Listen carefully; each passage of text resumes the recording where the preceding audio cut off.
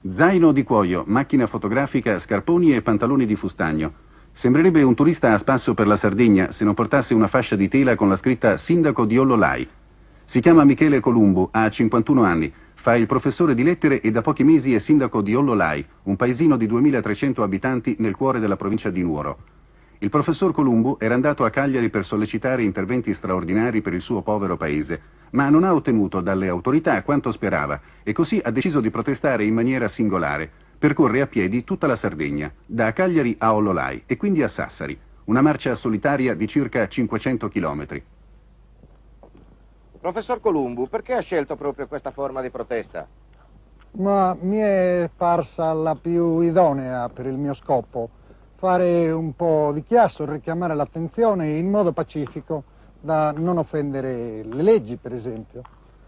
Professore, quanti chilometri al giorno ha percorso? Finora una quarantina di chilometri al giorno di media.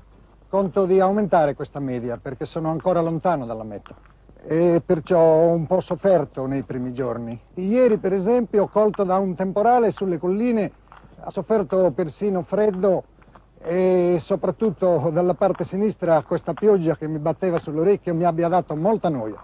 Ma scoraggiamenti, perché l'accoglienza che ho avuto nei paesi, tutti gli incontri di simpatia delle popolazioni, dei contadini, dai campi, i saluti, mi hanno sempre tenuto su il morale, veramente.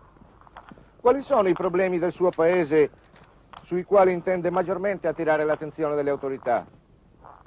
È una cosa complessa, direi in generale, per essere conciso, la miseria del mio paese, che è una grande miseria che io come sindaco non posso amministrare. La miseria bisogna estirparla dalle radici e per estirparla ci vogliono dei mezzi che il comune non ha e non ha il sindaco naturalmente.